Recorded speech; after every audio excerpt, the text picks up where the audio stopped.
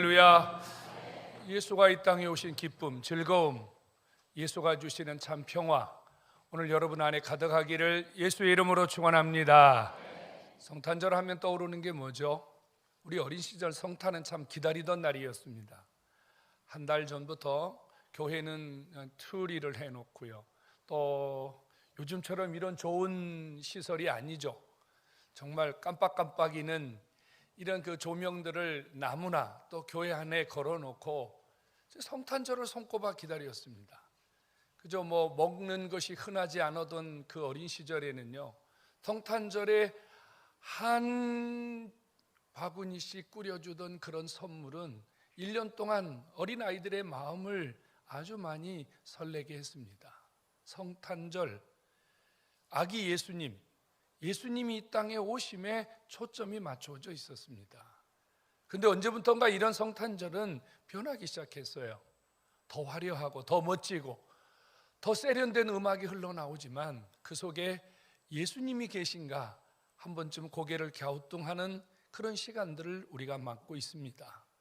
정말 예수가 오늘 우리가 보내는 성탄에 계실까요? 휴가, 연인들을 위한 이벤트, 그리고 상인들의 그 경제적인 어떤 특수를 노리는 이런 모습들, 이것이 오늘 우리가 겪고 있는 성탄의 모습이 아닌가 씁쓸한 마음이 우리 안에 듭니다. 여러분, 오늘 주님 앞에 성탄절, 주님 앞에 예수의 탄생을 예배하러 나오신 여러분 속에 정말 예수가 계신가요? 여러분들이 어떤 마음으로 오늘 주님을 경배하고 찬송하러 주 앞에 나오셨습니까? 여러분이 바라보는 예수, 여러분 속에 임하신 예수, 그 예수는 과연 어떤 예수님이십니까? 히브리서는 누가 기록했는지 정확하게 알 수 없습니다. 하지만 히브리서가 기록되어진 어떤 여러 가지 기록 방식을 보면 아마도 바울이라는 사람이 기록했을 것이다, 그렇게 많은 신학자들이 추정을 하죠. 히브리서 기자는 이 땅에 오신 예수님의 모습을 이렇게 표현합니다. 오늘 우리가 기록된 성경은요, 같은 모양이라는 표현을 썼지만 실제 원문은 한 모양, 이런 의미입니다. 예수님이 이 땅에 오셨는데 한 모양으로 오셨다, 이렇게 표현하고요, 한 혈육으로 오셨다, 이렇게 표현합니다. 이 땅에 인간으로 오신 예수님에 대한 표현이 오늘 본문에 기록된 번역처럼 원래는 같은 모양으로 오셨다, 이렇게 말씀을 해야 되는데, 모든 인간의 모습을 가지고 이 땅에 태어난 우리들처럼 예수님이 말구유에 인간의 몸으로 오셨지만 그 인간의 몸으로 오신 예수님은 한 모양이시다, 이렇게 표현하고 있다는 거죠. 한 모양, 퍼즐을 한번 생각해 보시죠. 여러분, 큰 어떤 도화지 안에 퍼즐을 맞추는 게임을 합니다. 물론 그 안에 우리가 맞춰야 할 퍼즐 모양이 다 들어있는데 모양은 들어맞기는 하지만 어떤 한 구석에는 크기와 모양과 사이즈는 똑같은데 모습이 다른, 어딘가 조금 다른 모양의 한 부분이 그 퍼즐 속에 끼워져 있다고 생각해 보십시오. 99%가 같은데 1%가 한 모양, 다른 모습으로 그 속에 끼어져 있다는 뜻입니다. 예수님이 인간의 모습을 100% 똑같은 인간의 몸으로 오셨는데 그분은 우리가 모르는 1% 한 모양이 그분에게 있다, 이런 의미입니다. 그 모습은 어떤 모습일까요? 예수님은 이 땅에 인간의 몸으로 오셨지만 내용적으로 우리와 다르신 분입니다. 그분은 인간의 몸을 입고 이 땅에 오신 분이긴 하지만 내용 자체가 우리와 전혀 다른 분이라 이 말입니다. 그분은 얼굴과 손과 발과 몸이 사지가 우리와 똑같은 몸을 지닌 그런 인간이셨지만 그분은 우리와 같지 아니한 한 모양을 지닌 우리와 조금 다른 그런 분이다, 이렇게 지금 히브리서가 말하고 있다, 그 말입니다. 어떤 모습이 다를까요? 우리는 어머니 아버지로부터 태어났습니다. 어머니 아버지가 결혼을 하면 자연스럽게 자녀가 태어나죠. 그것은 같은 모양입니다.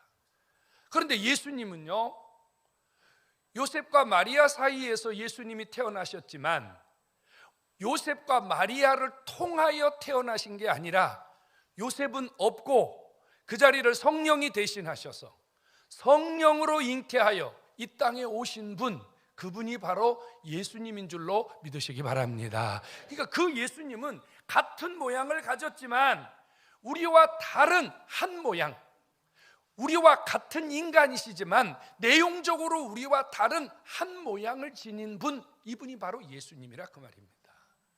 여러분, 예수님이 이 땅에 오심은 우리와 다른 모습으로 오셨습니다. 그분은 성령으로 잉태되셨습니다. 그분은 성령으로 잉태되어 인간의 몸을 입고 이 땅에 오신 하나님의 아들 예수 그리스도이심을 믿으시기 바랍니다. 그럼 예수님은 왜 이런 모습으로 이 땅에 오셔야만 했습니까? 한 가지 이유 때문입니다. 그분이 우리의 죄를 대신하여 죽으실 구원자의 자격을 갖추시기 위해서입니다. 해 아래 난 자들은 다 죄인입니다. 성경은 이렇게 말하죠. 의인은 없나니 하나도 없으며, 로마서 3장 23절에는 모든 사람이 죄를 범하였음에 하나님의 영광에 이르지 못하였다라고 말합니다. 어머니 아버지를 통해서 남자와 여자를 통해서 보통 출생법으로 태어난 인간은 다 죄인입니다. 죄인은 죄인을 위하여 죽을 수 없어요. 죄인은 죄인을 위하여 그 죄값을 지불할 수가 없어요.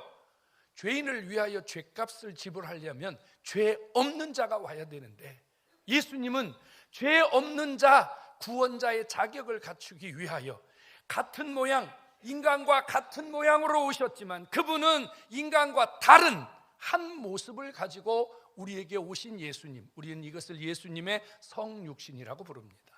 예수 그리스도, 그분은 몸은 인간이지만 우리와 다른 한 모습을 지닌 특별한 모습을 가지고 오신 분, 바로 메시아 예수님 구원자이심을 믿으시기를 축원합니다.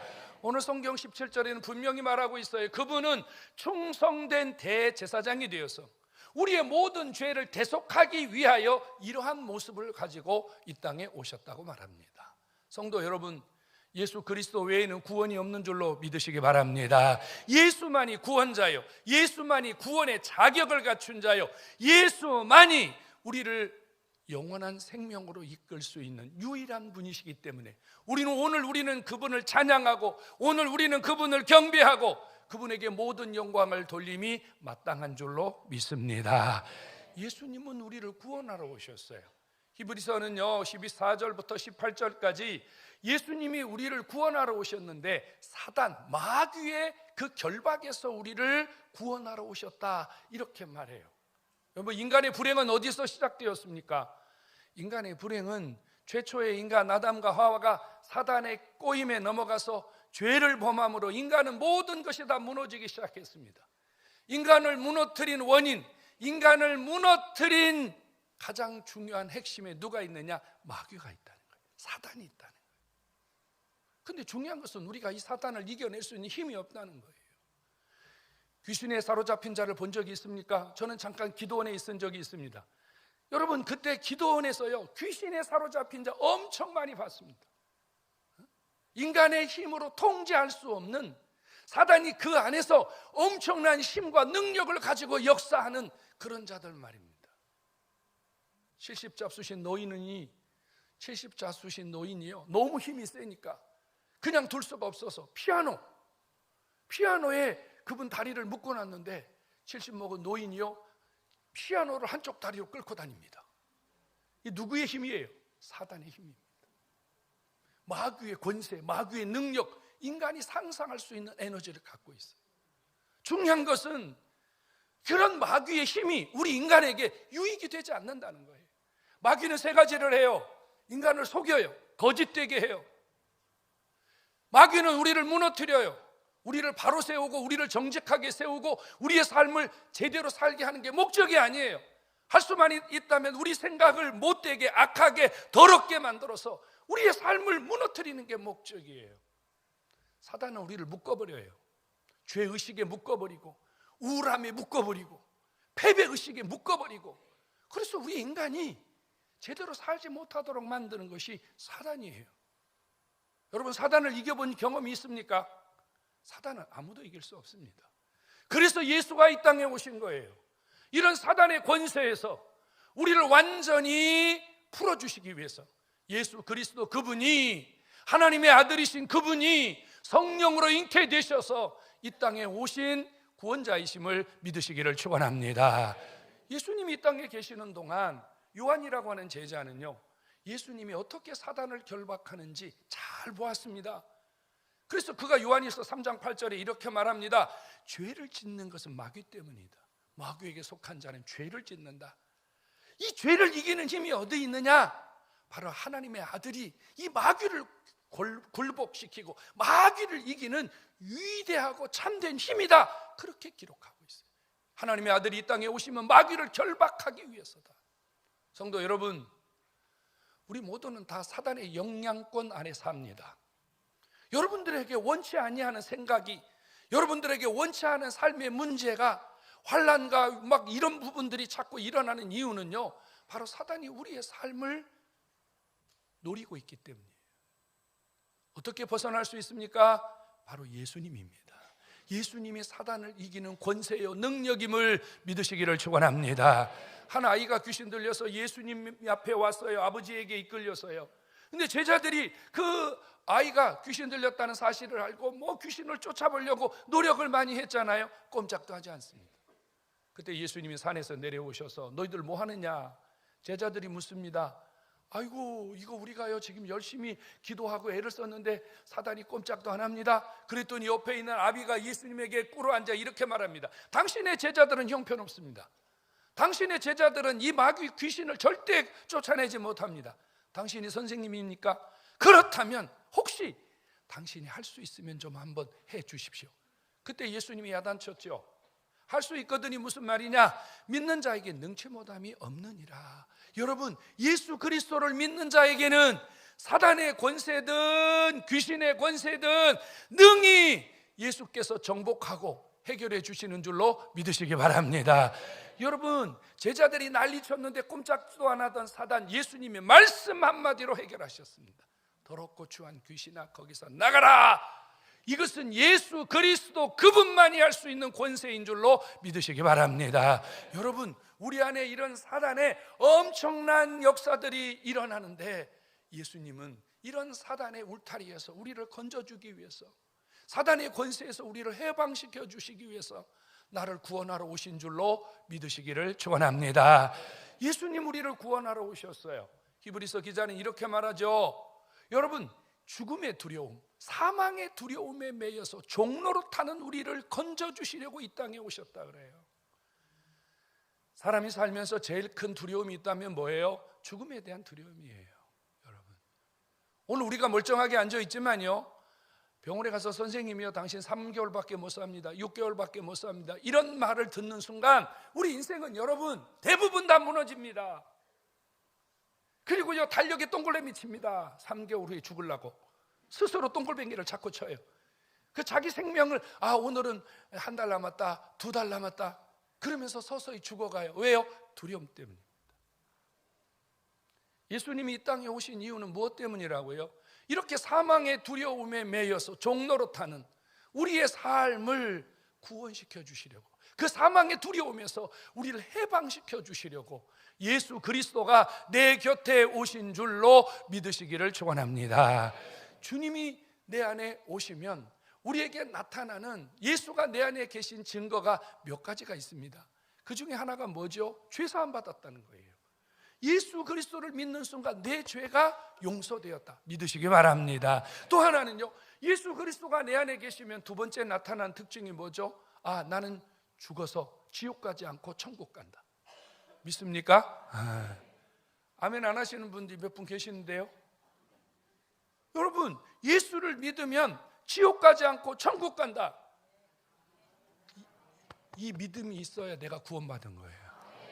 그리고 세 번째는 죄사함 받고 구원받았다는 사람에게 나타나는 공통적인 특징이 뭐냐면요, 죽음에 대한 두려움에서 자유하다는 거예요. 좀 쉽게 말하면 죽어도 괜찮다 그렇게 생각한다는 말이에요. 뭐 죽으면 어때? 천국 가는데. 죽으면 어때? 주와 함께 영원히 사는데. 우리 장례식장 가면 단골로 부르는 찬송 있잖아요. 며칠 후 요단강 건너가 만나리. 여러분, 며칠이라니까요. 몇 년 후, 몇십 년 후 이렇게 찬송하지 않는다고요. 그것은 우리에게 죽음을 이기는 소망, 죽음을 건너뛴 하나님 나라의 영생의 소망이 있는 자가 부르는 고백인 줄로 믿으시기를 축원합니다. 이번 주간에 두 사람의 장례식을 쳤습니다. 한 사람의 장례식은 우리 교회 집사님이셨어요. 예수 잘 믿는 집사님이셨습니다. 물론 질병이 있어서 치료받는 도중에 이렇게 돌아가셨습니다만, 장례식장에 갔습니다. 너무 기가 막혔어요. 남편과 아들이 예수를 안 믿기 때문에 보통 우리가 장례식 가면 집사 누구, 장로 누구, 성도 누구 그래 써야 되잖아요. 그분 분명히 집사님이라니까. 예수 잘 믿는 집사님이었어요. 그랬더니 장례식장에 갔더니요, 집사라는 글씨는 어디 가버리고요, 왜 예수 안 믿는 사람들이 붙여놓는 그 위패 있지 않습니까? 그리고 앞에 뭐죠? 사과, 배, 북어대가리 잔뜩 놓고 향을 얼마나 많이 피우는지 견딜 수가 없어요. 들어가자마자 향 끄세요. 향 빨리 향 다 끄세요. 향 다 꺼버려요. 제가 그 남편하고 아들에게 야단쳤습니다. 도대체 뭐 하는 겁니까? 당신 아내가, 당신 어머니가 천국 갔어요. 예수 믿고 천국 갔어요. 이거 도대체 뭡니까 이거? 사과 깎아 먹으러 옵니까? 배 깎아 먹으러 옵니까? 북어 찢어 먹으러 옵니까? 안 옵니다. 안 옵니다. 이게 무슨 의미가 있습니까? 여러분, 죽음에 대한 두려움을 가진 자들은요, 이 죽음에 매여 종로로 타기 때문에, 여러분, 세상이 주는 그 죽음의 그늘, 세상이 주는 그 제사 죽음의 그늘, 사단의 그늘, 여기서 벗어나지를 못해요. 여러분, 죽어도 찬송 부르고 죽어도 기뻐할 수 있는 것은 죽음의 두려움을 정복한 구원받은 자의 삶인 줄로 믿으시기를 축원합니다. 또 한 분 장례식장을 갔습니다. 경북 구미까지 갔어요.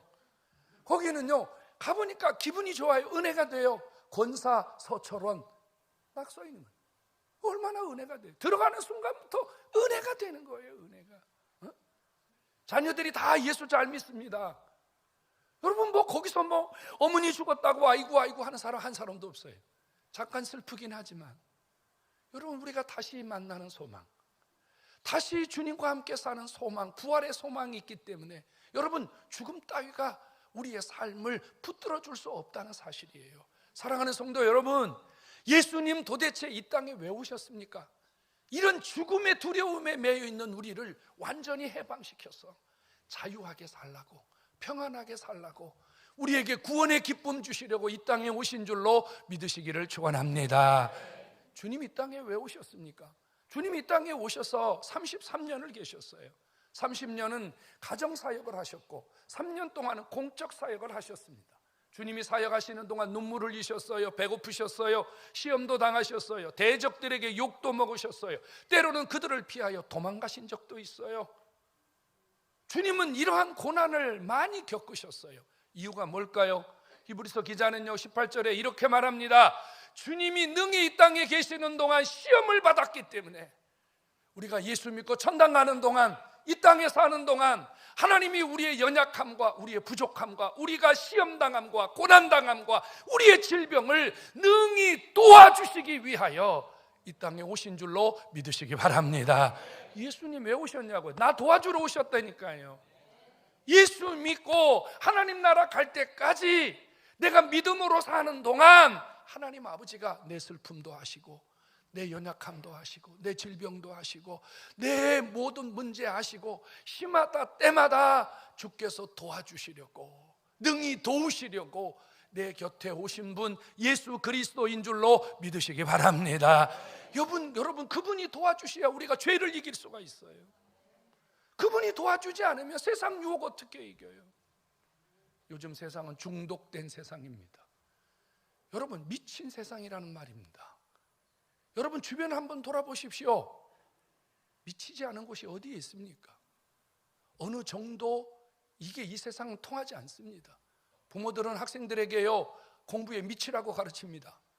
회사 가면요 회사는 직장인들에게 미치라고 가르칩니다. 여러분 이 사회에 나가보십시오. 술에 미치라고 가르칩니다. 마약에 미치라고 가르칩니다. 세상 향락에 미치라고 가르칩니다. 적당히 맨정신으로 사는 사람은 살지 못하는 게 지금 이 세상입니다.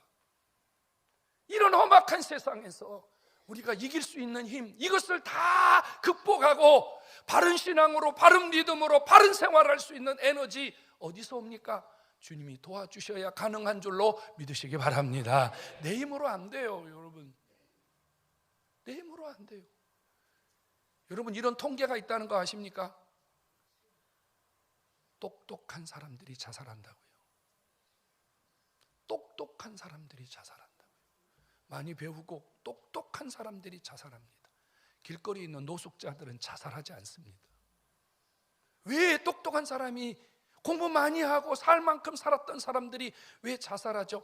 패배의식, 좌절의식 때문이에요. 실패의식 때문입니다. 이거 인간의 힘으로 극복할 수가 없어요.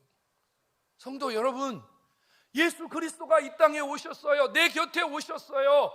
뭐하러 주님이 이 땅에 나 같은 사람을 위하여 이 땅에 오셨냔 말이에요.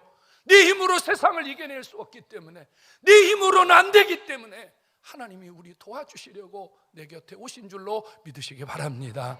여러분, 주님의 도움을 받아야 됩니다. 자꾸 내 힘으로 살려고 하면 안 돼요. 내 힘으로 살려고 하면 자꾸 지쳐요. 내 힘으로 살려고 그러면요, 자꾸 한계에 부딪혀서 더 깊은 수렁에 빠지게 돼요. 힘들면 손을 내밀어야 되는 거예요. 물에 빠질 때는요, 살려달라고 외치는 거예요. 예수 그리스도의 이름을 외치는 자마다, 누구든지 주의 이름을 부르는 자마다 하나님이 도와주시려고 이 땅에 오셔서 여러분 곁에 계신 줄로 믿으시기 바랍니다. 마태는 예수님의 이름을 이렇게 불렀습니다. 그는 임마누엘이라, 하나님이 우리와 함께 계심이라. 사랑하는 성도 여러분, 지금 여러분 곁에 계신 예수 그리스도 믿으시기 바랍니다. 함께 하시는 예수 믿으시기 바랍니다. 여러분들을 떠나지 않는 예수 믿으시기 바랍니다. 여러분, 성탄절은 예수님의 생일을 하루만 기억하는 날이 아닙니다. 12월 25일은 예수님 생일 하루, 여러분 적당히 케이크 갖다 놓고 해피 버스데이 뭐 이런 노래 정도 부르고 끝나는 그런 날이 아닙니다. 예수님의 탄생은 이벤트로 끝나는 날이 아니고요, 예수님의 탄생은 내 삶과 예수님의 오심을 연결해서, 주님이 왜 오셨을까? 저 예수님이 지금 내 안에서, 내 삶에서 어떤 역할을 하고 계실까? 주님은 내 안에서 어떻게 살아 역사하시나? 우리의 삶을 점검해보고 예수 그리스도를 통하여 다시 한번 우리의 삶을 회복시키는 은혜가 우리 속에 있는 줄로 믿으시기 바랍니다. 여러분, 누가는요, 저 들판에서 양을 치던 목자들에게 예수 그리스도의 오심을 나타내면서 이렇게 말합니다. 하늘에는 하나님께 영광이요, 땅에는 하나님의 기뻐하심을 입은 자들의 평화라. 이렇게 말합니다. 예수님이 오심이 왜 하나님께 영광입니까? 여러분, 이걸 뒤집어 보십시오. 예수님이 누구예요? 하나님의 아들이잖아요. 그런데 하나님의 아들이 낮고 천한 이 땅에 오는 것이 아버지의 영광입니까? 낮고 천한 이 땅에 오셔서 십자가에 죽는 것이 하나님의 영광입니까? 자기 아들이 십자가에 죽고 자기 아들이 세상에 오셔서 멸시와 천대를 받는데 이것이 하나님 아버지에게 어떻게 영광이 되겠습니까? 그런데 하나님은 이렇게 말해요. 예수 그리스도가 이 땅에 오시면 하나님께 영광이다. 왜요? 예수 그리스도 그분이 이 땅에 오셔서 저와 여러분들을 대속하신 다음에 나와 여러분들이 하나님 앞에 드릴 영광을 주님이 수천 년에 미리 바라보시면서 영광을 받으신 줄로 믿으시기 바랍니다. 어려운 얘기가 아닙니다. 내가 오늘 여기서 하나님께 영광을 돌릴 줄 알고, 하나님은 내가 예수님도 모르는 시간에 예수님을 이 땅에 보내서 십자가에 못 박아 죽게 하심으로 내가 오늘 2025년 12월 25일에 여기서 아버지 앞에 영광을 돌리도록, 영광을 받으시도록 예수를 보내준 줄로 믿으시기 바랍니다. 예수님은 평화입니다. 하나님이 기뻐하는 자들에게 주시는 평화라, 이렇게 말해요. 예수님이 여러분 세상 사람들에게 평화입니까? 아닙니다. 예수님은요, 세상 사람들에게 평화가 아닙니다. 세상 사람들에게 예수님은 더 이상 평화의 그런 거 아닙니다. 하나님이 기뻐하는 자, 이렇게 성경이 딱 써 있어요. 누구예요? 예수 믿고 구원받은 하나님의 자녀들에게는요, 이 땅에 오신 예수님은 평화입니다. 왜요?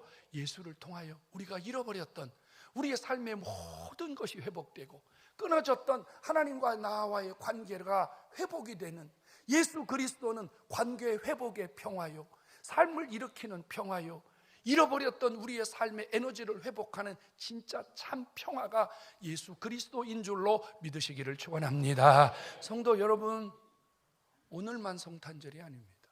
우리는 매일매일 주님을 품고 주님이 내 안에 오심을 기뻐하고 주님을 통하여 살아가는 자이기 때문에 우리는 365일 24시간이 바로 성탄이요, 예수 그리스도를 경배하는 기쁨의 날이 되기를 주의 이름으로 축원합니다. 성도 여러분, 주님은 우리를 떠나지 않습니다. 절대 주님은 우리를 떠나지 않습니다. 주님이 이 시간에도 저와 여러분들을 도우시는 분이심을 믿으시기 바랍니다. 한 가지 결단합시다. 여러분, 기쁜 날, 축하해야 될 날, 여러분 사람들에게 알리지 않습니까? 똑똑하고 잘나고 왕궁에 있는 권세자들에게 예수님의 오심을 알리지 않았습니다. 들판에 있는 목자들, 천한 사람들에게 예수 그리스도의 오심의 소식을 첫 번째 알려주셨어요. 잘 생각해 보세요. 왕궁에 있는 권세자들, 부자들, 힘 있는 자들에게 예수님의 오심을 알리는 게 예수님의 소식이 빨리 전파되겠습니까? 아니면 들판에 있는 양치기, 목자들, 여러분 낮고 천한 사람들에게 예수님이 오시는 소식을 알려줘야 빨리 전파되겠습니까? 오늘 우리가 예수 그리스도를 영접한 것은, 주님이 구원자로 내 안에 계신 것은, 내가 그 예수 그리스도를 전파하고 그 예수 그리스도의 소식을 나누라고 하는 또 하나의 사명이 우리에게 주어진 줄로 믿습니다. 기쁘시거든, 감사하시거든, 구원받은 것이 너무 행복하거든 예수 알리시기 바랍니다. 예수 전하시기 바랍니다. 행복한 만큼 말하세요. 행복한 만큼 전파하세요. 난 예수 때문에 기분 나쁘다. 그럼 복음 전파하지 마세요. 나는 예수 믿을수록 기분이 별로다, 삶이 문제가 있다. 여러분, 그럼 우리는 예수님 말할 필요가 없어요. 하지만 주님이 오심이 기쁨이요, 주님을 생각하면 행복이요, 주님 때문에 감사할 일이 너무 많다. 그러면 누군가에게 오늘 우리는 예수의 탄생을, 주님의 이 기쁜 소식을 알려야 되지 않겠습니까? 오늘 주 앞에 나오신 여러분, 예수님이 우리의 기쁨이고 자랑이듯이 여러분도 예수님의 기쁨이 되고 자랑이 되는 참된 그리스도인이 되기를 예수의 이름으로 축원합니다. 주님의 이름으로 축복합니다.